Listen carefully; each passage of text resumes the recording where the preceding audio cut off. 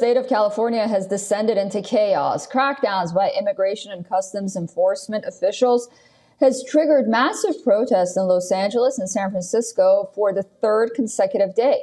Police and protesters embroiled in a street showdown across the city of Los Angeles, burning cars, tear gas, rubber bullets, and troops on the ground.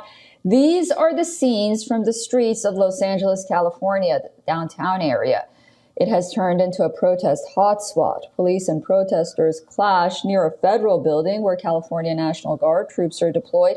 Police fired tear gas and rubber bullets at protesters when some of them moved close to National Guard troops and shouted insults at them. Soon there was a massive showdown. Protesters started targeting law enforcement vehicles. Officers in riot gear used flashbang grenades and pepper spray to disperse demonstrations. The California Highway Patrol vehicle was set on fire during clashes on the 101 freeway, a crucial road in Los Angeles. Several other private vehicles were also torched by the protesters. The Los Angeles Police Department says that it has arrested 56 in the last 2 days of protests. Similar scenes unfolded in the city of San Francisco. People protesting in solidarity with demonstrations in Los Angeles clashed with cops there, while 60 people were arrested. 2 police officers suffered injuries. Public transit vehicles were also damaged in the showdown by these protesters. On President Donald Trump's order, around 2,000 National Guards troops have been moved to Los Angeles. The city has been fortified to quell the protests. But on the contrary, the clashes are turning even more violent with each passing day. The move to call in National Guards has triggered a tug-of-war between California State Governor Gavin Newsom and U.S. President Donald Trump. The California governor hit back at Trump, saying the deployment of hundreds of National Guard soldiers was a move designated to manufacture a crisis. Newsom claimed that we didn't have a problem until Trump got involved. 22 Democratic governors also condemned U.S. President Donald Trump's decision to deploy the National Guard. Trump also attacked Newsom and Los Angeles Mayor Karen Bass, calling for them to apologize to the people for doing an absolutely horrible job. Bass said that the Trump administration's deployment of the National Guard was a dangerous escalation. Take a listen. When you raid Home Depot and workplaces, when you tear parents and children apart, and when you run armored caravans through our streets, you cause fear and you cause panic. And deploying federalized troops is a dangerous escalation.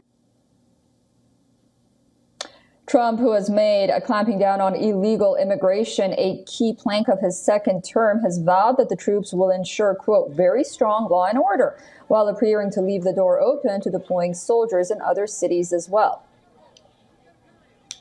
We're going to be watching it very closely. And when they spit at people, you know, they spit. That's their new thing. They spit, and worse, you know what they throw at them, right? And when that happens, I have a little statement. They say, they spit, we hit.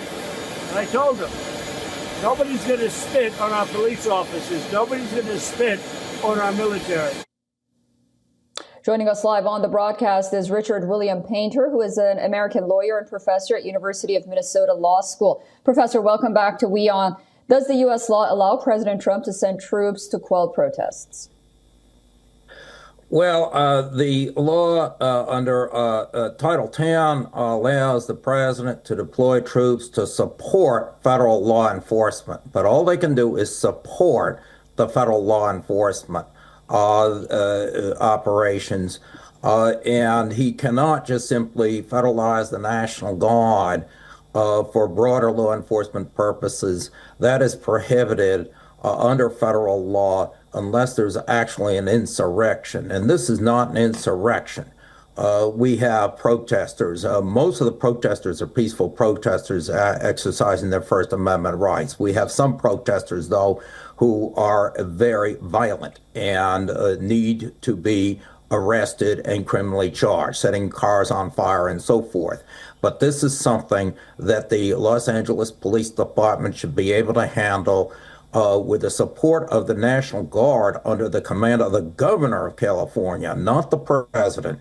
There's great risk to a democracy if the president can use the military for domestic law enforcement, and that's why we have very strict statutory constraints on that. And Professor, I want to ask you, you talked about Governor Newsom. It seems like he has no desire to help President Trump in these endeavors. Is President Trump's move susceptible to legal challenges in any way at this point as we're talking? Well, there are two different levels. One is President Trump's immigration policy, which will be challenged in the courts. And some of the operations here are legally permissible, whether they are wise or consistent with our values of a country is a different issue. But some of the detentions by immigration authorities are not permissible. We've had some problems the Trump administration has run into in the courts there. But then the second issue is the federalization of the National Guard. And at this point, all the president can do is use the National Guard to the very limited extent he needs to support federal law enforcement operations.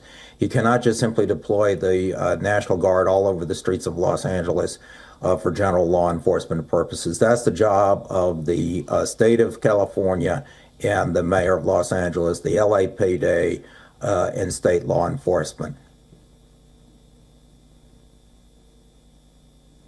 Okay, well, thank you very much for those comments, Professor Painter. I look forward to speaking to you again very soon. Hopefully, California is going to have the willingness to quell these protests before they get any more out of hand. Thanks for your company, sir. Thank you. For all the latest news, download the WION app and subscribe to our YouTube channel.